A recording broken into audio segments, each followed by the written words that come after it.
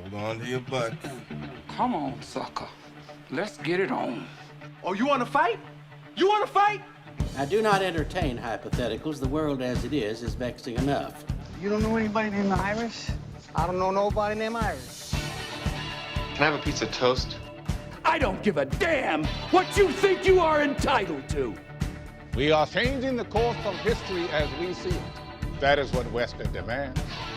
How could you do this to me? Really, I want to know. Why did you do that? What you feel only matters to you. Step back for 1 minute and look at the big picture. And that's all. No, not for the real fire. We offer you a bond, a family that very few can understand. Help me. Help you.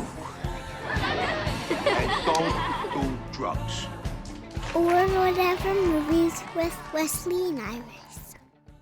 What up? And welcome to TTP, Titan Truth Podcast, number 225. My name is Iris, and I'm here with my older brother, Wesley. And today we're discussing Kyle Chandler's Godzilla vs. Kong. So wasted in that role. You love that dude. Kyle Chandler, I love me some Kyle Chandler, but they could have had a sock with eyebrows to play his part. He was the crying dad. Imagine being separated from your young daughter who's headstrong and has grown since Godzilla, King of the Monsters. This wasn't Journey of Natty Gann. They weren't like searching for each other the entire movie. That is all the humans in Godzilla movies do, is they run around and scream and they're separated. This one, they were less covered in dust and like rubble when they came together and hugged, but that's typically what they do. Despite the entire city of Hong Kong being destroyed. Yeah, we obviously have a long history with King Kong and Godzilla, but inevitably we're going to bring up Pacific Rim, which traded on the idea of these giant super monsters battling, particularly in the water. And they were all fast and furious and covered in neon and LEDs and stuff. Pacific Rim stepped it up, man. We got to add bling and we have to make them like sparkly. We have to make them glowier. Godzilla had a disproportionate amount of bells and whistles here. Godzilla's got the sparkle, the blue flame vomit. Yep. He's got the tail. He's got the claws. He's got the jaws. He's got the scales. He can swim. Like, King Kong ain't got nothing. He's got, like, empathy or sympathy or something. Right. Now he does, but we didn't know that. So Godzilla vs. Kong has been around for a long time. It dates back to the mid-2000s Peter Jackson's King Kong, coming off of Lord of the Rings. And then Godzilla, I think, was 2014. And since then, we've had Godzilla King of the Monsters, which established some of the characters that appear in this movie, as well as Kong Skull Island, except for the fact that that movie took place in the Vietnam era or somewhere around that time. But these two were never in the same league. And they made it happen in the same way that they're like, who Freddy should fight is Jason. The aliens and the predators, they're both aliens. Let's make them fight each other. Because this is what comic book nerds do. This has been online for a year or better. They're like, the giant nuclear radiation fire blasting tail swiping lizard is going to go up against the monkey. And so they've had the scale of Godzilla and King Kong throughout history, and Kong is dwarfed. And they changed that by saying, well, he's still growing, and conveniently he comes up to size. And yet I thought, well, look, if they're going to stand toe-to-toe and really fight it out, who's probably going to win? I'm going with the one with the prehensile thumbs. Godzilla has the little T-Rex arms, which he apparently uses to great effect when he scratches Kong all up and makes him mad. He also has kind of a little head. Godzilla, yeah, when he's next to Kong, who is all head, it's very small. But right. Godzilla has long been, this iteration of Godzilla has been criticized because originally a Japanese creation, obviously, and it was a dude in a suit. It conforms to the style of a human being. And then when this one showed up, the Japanese were laughing. They were like, he's so fat. Why is he so fat? Well, because this is the American version of Godzilla, and he's very pear-shaped, and that little stem of a head seems like he couldn't get his jaws around anything Kong related. I should have known that you were going to nerd out about this. I wish that I could happily nerd out about Godzilla versus Kong. Kelly was strangely resistant to it. She's like, I can go in the room when you want to watch that. And I'm like, just all you have to do is keep your eyes on it. Just make your eyes look at it. That's all you have to do. And I was, in a strange way, vaguely excited. We are the children of Dad, and Dad loves King Kong. The original 1930s version, the Peter Jackson version, the Jeff Bridges one, everything in between. He and Mom have been watching these movies in preparation for Godzilla vs. Kong. Dad is all about Godzilla because Dad is Japanese. As a result, I was all about Godzilla as a very young kid, and I saw Godzilla when it first came out in 2014. And so, in a weird way, I was really hoping that this would be awesome. You know what's not awesome? Anytime any grown adult says Godzilla, "Sir, Godzilla is on the move." "Sir, we're tracking Godzilla. Godzilla off the port bow." It sounds so dumb. Even the King Kong sounds kind of dumb. It's like Donkey Kong, but you can just say Kong and it's slightly better. It's slightly cooler. They had lots of alternates so that they didn't have to sound dorky all the time. Like, it's not as dorky to be like the Titans, blah, blah, blah. And what never helps is, you would think that if it were a Japanese accent, they could revert to Gojira or whatever. But when you have Demian Bashir and then you have the Japanese guy in the suit, it was like Ken Watanabe in Inception. It was a lot of exposition, and I couldn't understand a word of it. Exposition and accents, big no-no? I think the sound was pretty cool in this movie. There was a lot of rumbling, grumbling, a lot of spaceship sounds, I guess. They looked like spaceships. A lot of sound effects, sound design was great, but the mix for the actual action and the dialogue was miserable. I actually found the mix to be a lot more watching a movie at night with kids sleeping friendly. I didn't have to ride the volume quite as much as with most action movies. Because we had the initial battle, I thought we were in a good place. And then they started talking, and I was like, what? What? And I didn't know if it was the accent, and I literally doubled the volume just to hear what they were saying. I mean, closed captions. Hello? Subtitles get in the way of the rubble and the fighting. Also, I felt like that would have been vaguely racist. What? Captioning it? Yeah, I can't understand these international people. Maybe I better turn on the subtitles to make them intelligible. I felt like that would have been wrong. Right, from all the race police in your living room. Yep. I thought that the mix was actually pretty bearable. The sound design there were some missed opportunities with the sound design. Godzilla and Kong kind of sound the same when they roared. And then, despite being humongous, when Godzilla steals away at the end, there's not a sound when he hits the water. Like, he comes in and he capsizes ships and, like, sends a great tidal wave across wherever it was, right. Florida.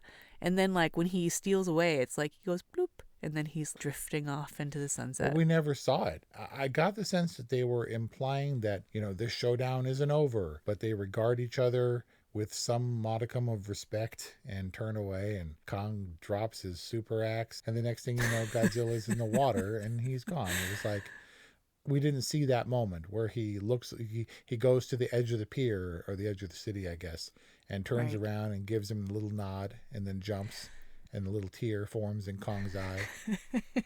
So Kong is clearly our sympathetic character in Godzilla vs. Kong, but that was Godzilla's moment when he's like, all right, so we have an agreement. And so he had his little moment to be a sympathetic character, but Kong is definitely our dude, right? Yes, and it was set up that way very deliberately. I was like, I guess we know who we're aligning ourselves with, because you can't have Kong start talking to people and then die unceremoniously. Yeah, or the cutesy scratching of the butt and the yawning and waking up, like, you're supposed to love him. I mean, it was also established when our first appearance of Godzilla, he came ashore just and started rampaging and, like, killed 200 people and then bounced, right? So Kong's our dude. He's having his coffee. And he's doing his morning stretch, right? And I thought, obviously, either he's going to win or he's going to die, and we're going to hate Godzilla all the more. But they never die. No, they never die. And that's the problem with this movie. Generally, when movies have a long history, and we're talking 70, 80 years of various incarnations, way more than that in King Kong's case, of history with these movies, it's bad enough when you have one of those precedents. But this was like the Justice League of monster movies. And both of these major characters come with decades upon decades of fandom and knowledge and awareness and cultural proliferation. And imagine trying to satisfy not only the people who are tuning in on HBO or in the theaters, but their grandparents and great-grandparents who remember fondly watching the rubber suits as a kid, or stop-motion King Kong ripping apart the dinosaur. Spoiler. And all those homages were there all over the place. So many that I, who have a relatively trained eye on these things, I wasn't nerding out or anything, but I had seen so many of these movies with Dad. I was like, oh, there's a part from The Thing and the dinosaur with the jaws, which they did in the other King Kong movie. And then he was actually clinging to a building in Hong Kong that was vaguely reminiscent of the Empire State Building with the helicopter in the background. This must have been like a father-son bonding thing, because I don't remember these being on rotation in our house.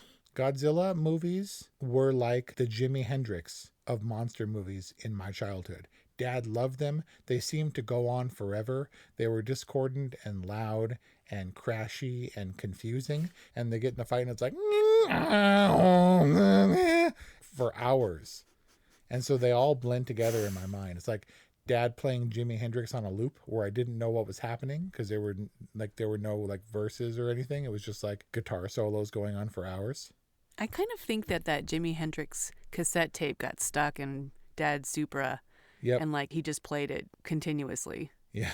It's all been building to this. This was inevitable. And they established that. We had the long history they showed us up front and the fantasy football bracket of monster battles. That was pretty cool, actually. You knew it was coming to this.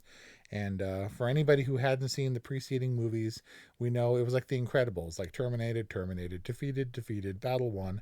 And we saw all the other monsters that died. It kind of came back into play, the Ghidorah three-headed telekinetic communication thing with the remaining skull. But it seemed like every time one of these movies happens where the mythology collides, then they have to explore the entire backstory of, oh, they were interconnected from the start. It's always been this way. You just didn't know because all the shit that connected them was underground in these vast, cavernous, secret, glowing facilities and layers. And they went underground, and I was like, that is not at all surprising. How did they go underground, Wes? How did they go underground? And they go down, and they were going to Hong Kong, the one team, and the other team was going to Middle Earth or whatever. And they had these maglev spaceships, which didn't need the maglev apparently, because they were like laser ships or something. How or why did they go underground? They went so that Kong could be king under the mountain on his throne with his glowy axe. That's a lot of mixed metaphors there. I was kind of more suggesting just how silly it was, how they just all like wander down there. They're like, oh, we're just running around down here. And then they get to Hong Kong and they're like, we're just in the middle of a Titan test battle with the Mecha Godzilla or whatever. There's always been a disconnect between the monster goings on where they're leveling cities on a gigantic scale, right? And then the entirely safe humans in the base. They talked to the director about this movie, and the fans were like, it's going to be a 3-hour epic, and this movie comes in under 2.5 hours because the director likes that length of movie. But he was like, if it were longer, if it were the 3-hour monster epic that you want, it's not like it's going to increase the battles. They're not going to punch it out for another hour on screen. It's going to all be humans locked in a lab somewhere talking about monsters, which is boring. So it's always been a disconnect. You can't have humans in the fray. The scale alternates between human level scale and monster total city decimation level scale. Yes, there's a battle going on a different scale, and humanity just hangs in the balance. It's all humans can really do is wait around and see what's going to happen. And there's the scrambly Chamber of Secrets exploring ultra nerds that are like all sweaty and have their thermoses full of coffee or whiskey or whatever. And then there's the suit wearing, never get dirty, never get dusty, always holding a glass of scotch, Demi and Bashir characters who are like the masterminds behind Apex. And he doesn't even have to raise his voice. And he has this scotch, and Godzilla's going to do this, and he's going to do that. Who inevitably has to get eaten, right? Those characters. Right. And when he did it quietly. He was like, oh shit. And then bam, he was dead. And his daughter died, and he never even knew that she died. When did this trope come into effect? I know that we had the scientists in the lab in the original Godzillas and stuff, but when did this thing happen where you have to have the ultra nerdy, fast-talking comic relief? The new Dennis Nedry type? Are you talking about Josh, the friend sidekick, or Bernie, the podcaster? Well, Bernie the podcaster, but Apex infiltrating guy. Right, but then you have to have the fat kid with the glasses, who's also the Josh. sidekick. It's like they threw in all the sidekicks. And then you have the headstrong young girl who's ultimately smarter than they're like, what are we going to do? However, are we going to find the door? And she's like, you mean this door? And she punches the button and then they're in. They're all the nebbish overthinkers. And she's just the headstrong common sense type. Yeah. Are you saying when did these characters become archetypes? I wish I cared more. I wish I cared enough to have been excited. You said you were. You said you were vaguely excited. I was before I watched it. It looked like a gritty, more realistic, if that word can even be brought into the same stadium as this movie discussion, when it became anything but. They took it to Middle Earth. They took it to outer space for all intents and purposes. They took it to Pandora. They took it to Titanic. They went everywhere except where I thought this movie was going to be, which is crashing around Tokyo or New York for that matter.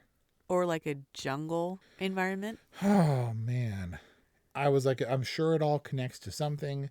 It seems like the axe bone was connected to the Godzilla bone. I mean, it looks like that axe that he had. And I was like, seriously? The Kongs have reached like the Bronze Age or something? Or the weapon wielding age? And I guess that was made from the bones of a prehistoric Godzilla type creature, right? I don't know if it was bone, but he found it in like the chamber where there were carcasses and stuff. Man. I don't know that it was made of bone. Yeah, it seemed to be implied that was where Kong originated. Supposedly where his family would be, but there were no other Kong. Like, is he a monkey or a gorilla? For all intents and purposes, he was a dwarf. He was like the Gimli of this movie. Wait, why are you getting all flustered? You have to have expectations to be disappointed. What is there about Godzilla versus Kong that's going to give you some level of expectation that you'll be disappointed? Well, I had thought this is, choose your fighter, the Mortal Kombat of monster movies, the Street Fighter of monster movies. I wondered what could possibly be in this movie that would sustain it for a minimum of 90 minutes. What do you got? And I'm guessing that's what the executives were saying at Warner Brothers. They were like, okay, so this seems like inevitable, but what's this movie about other than the fighting? And they're like, think weird. We're going underground. We're going to explore this whole new land. We're unlocking the bonus zone of Middle Earth or whatever. And it's going to be in the water. It's going to be here. It's going to be there. And it would seem like they were going to do the weirdest possible crap to make it entertaining. It didn't just go off the rails. The cart sprouted wings and it started to flap like a dragon bird in the underworld. Where else do you have to go if you've been doing this for 100 years? Like, right. Don't you kind of have to go flying off into outer space? I guess. Don't you kind of... I just don't know what you could expect from this other than epic battles and, CG characters that are going to break the suspension of disbelief. But even in that, you're going to look at them and be like, it's kind of cool. Like, they kind of did a good job with these. And if I had any issue, it was with this bizarro cast. And like, why is Alexander Skarsgård so weird? And Millie Bobby Brown and Kyle Chandler? And where's Rebecca Hall been for like 20 years since The Town? She's been around. They talked to Alexander Skarsgård. They're like, why did you do this one? He's like, because I played like a bunch of bad guys and I wanted something lighter. Kaylee Hotley as Geo is really cute. But I kind of realized why they didn't have her open her mouth until the end. And she's the one who finds the answer. The connection. Maybe she's Emily Blunt's new baby in A Quiet Place 2. They hit us with, here's how the lore comes together. Here's how the Titans have clashed in the past. A legacy of historic battles and confrontations. And this is why you should care. And I didn't care at all. I didn't care how those HEV underground spacecraft things, how they flew, how they got the tunnel to Hong Kong, or how they got the tunnel to Middle Earth. This ecosystem that lived inside the hollow planet, that was on Earth. They didn't go through some portal that I missed, right? No, yeah, that was the Hollow Earth. That New Kong sanctuary is in the middle of our planet? Yeah. And there's like planet on the inside of our planet rim and then planet in the core. So there's like 2 layers of planet and gravity in Hollow Earth. I've been watching people laughing about the absurdity of these two facing off and people choosing sides. I'm sure someone has brought it up because unless there were hundreds of miles of like a skylight, where was the sunlight coming into Middle Earth? The very last shot, they pan and you get the sun rays and the flare, the fake flare on the camera lens. There's an energy core down there, which is also what they were like tapping into. Yeah, that's where the Titans get their thing. That's where Godzilla gets his charge from the energy core in the Hollow Earth. That was the orb that they were looking for. That was the reason Godzilla dragon breathed down to the core to shake up Kong when he was getting too close to the core or whatever. Yeah, like Godzilla knew that, and he could feel it, and he was like, and he decided to use his blue vomit to open up a not a wormhole, like a literal, hole to China kind of hole. Are you listening to what you're saying? This was in a real mega budget movie. Listen, at least they delivered on their promise of their premise. Like, this movie is all, let's just double things up and it will make it better for people. I think that's 100% what happened. That is, let's mash up Godzilla and Kong. Let's get the dueling mega corporations. So they get Apex and Monarch. And then they're like, let's pair everybody up. So you've got like the Millie team and like the Nathan team led by Alexander Skarsgård, and they're not at cross purposes, but they have different agendas. And then it was like a double with cheese. That's an In-N-Out reference for the non-Californians or Arizonans. With a whole lot of cheese. My only problem with this movie is if you're going to spend $200 million on a movie, you can put a little effort into the human drama. Like, it's not that hard. Are they intending to make it bad melodrama? What control does the director really have over all those visual and special effects? Right. You would think that the movie that person was making would be on the human drama, right? And know that exactly. That Spielberg knows the dinosaurs are going to come later. Spielberg knew so much that the dinosaurs were going to come later that he shot his little human drama Jurassic Park and then bounced off to make Schindler's List and was checking in overseas on how the effects were going, because that was not Spielberg's focus. I'm not saying that Spielberg's human drama of Jurassic Park was a masterwork. I'm saying that when it came to the monster movies, that this one was influenced by, not only taking its cues from the history of both Godzilla and King Kong, but Pacific Rim was a big hit. And Pacific Rim, the monster fights in the water with all the neon was kind of cool. I was like, that was pretty cool. They punched each other really good. But the human component was awful. I remember railing about this. At the time, we didn't have a podcast, but there was the, you can't do that, scientist. And he had a little, like a little hitch in his giddy up. He had a weird leg thing, but he had the glasses. So he was like stomping around in his lab coat, and he had slicked back oily hair, and he was pushing up his glasses on the bridge of his nose. And he was the quintessential nerdy scientist, outraged kind of thing. And then there was the military general who came in and was going to like start some shit. And then there was the fat comic computer genius nerdy guy. And I was like, this is awful. So I didn't find anything new in this movie when it came to the monsters fighting, and the human interactions didn't get any better. Not better from Pacific Rim, and I dare say not better than the 50s Godzilla movies of the Japanese engineers and hard hats running around in a panic. Nothing. And I don't fault Adam Wingard entirely. Terry Rossio should know better from Pirates of the Caribbean Fair and all that Disney stuff, like seasoned enough that like to know that the human drama element is important, and also how much are writers focused on visual. That writers aren't scripting out the visual effects. Like visual effects artists are basically telling that story. So who in this filmmaking process is actually thinking about the actors other than the actors themselves? Nobody. They were, It's so even weird. Kyle Chandler was like, it's so different. You can't imagine how epic the scale is in this movie. And I'm like, I disagree. Other than the neon and you running around the city streets, it's all imagined. It's all green screen. It's all CG that you're not going to see for more than a year after you film your part. Nothing. It was entirely a visual spectacle. And I think they were like, look, guys, there are 3 specters in this room, in this digital effects room. We have the Lord of the Rings, we have Pacific Rim, and we have Avatar. And let's incorporate all those elements because that's what people want to see. I'm sure there was some Game of Thrones thrown in with the dragons and stuff and Godzilla and all that junk. But to have all that to draw on, for me to still almost completely check out was really disheartening. Why even add, like, are humans there simply to add stakes? The Titans aren't going to construct Mega Godzillas by themselves. Have Godzilla and King Kong ever come to an agreement like they did at the end of this? That was kind of nice. Well, in the last one, I haven't seen that one in a million years.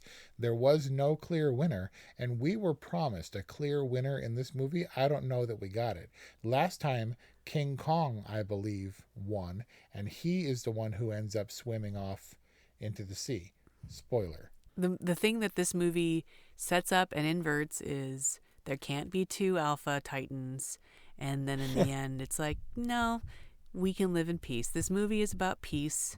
I don't know why you hate peace, Wesley, but it's a good thing. It's a good concept for us to embrace, that alpha titans in our world, United States and China, Tom Cruise and Tom Hanks, they can all coexist in this world. Man, until it wasn't about peace, because they crashed into every building in downtown Hong Kong. No one had peace. The whole city got destroyed on an Armageddon level scale. And despite the fact that Godzilla historically comes ashore and trashes Tokyo, in this case, all the damage was done to Hong Kong. Like, how will this movie perform? And can it perform in China? Oh, we already have China box office. And this movie is doing great. Doing great. $70 million in opening weekend in China alone. It also, I bet you it's going to find its big audience in Pensacola, too. That's where the chicken and the goose live.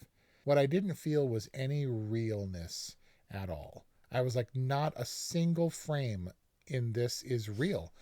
We did, extreme close-ups of Godzilla's eyes and stuff, and it didn't feel like we were on the ground at a human level being terrified by these giant monsters. The scale was all out of whack for me. The Middle Earth and all that stuff was downright silly. The mythology that was supposed to inform it made it doofy and cartoony. King Kong had a glowing axe, and there's a reason none of that showed up in the promo images up to this point. This movie did not work for me at all. I found I was unable to watch a big, elaborate, expensive monster fighting movie. And the child in me must be crying out in rebellion because I wasn't entertained by a movie that sought to do nothing but entertain me.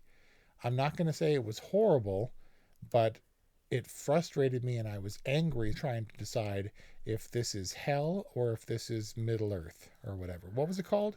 Under Earth? Hollow Earth. Hollow Earth. It was just hell or Hollow Earth. I'm going to go with just barely over the line. We'll let this movie live in Hollow Earth with Kong doing his things with implausible physics and sunshine. It's a whatever movie.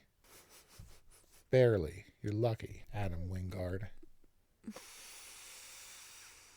I give Godzilla vs. Kong a reluctant good because it was like watchable. And I think if you don't go in with very many expectations, it can be an enjoyable experience. I think I'm going to regret this one, but so that's our review on Godzilla vs. Kong, an HBO Max Original. Thanks for listening to our episode. Let us know what you think about Godzilla vs. Kong, because naturally, everybody's going to see this movie, right, Wes? Yes, and they're all going to come at me, bro. 818-835-0473 or whatevermovies@gmail.com. Come at him, bro. Thanks for listening, and we'll see you next time.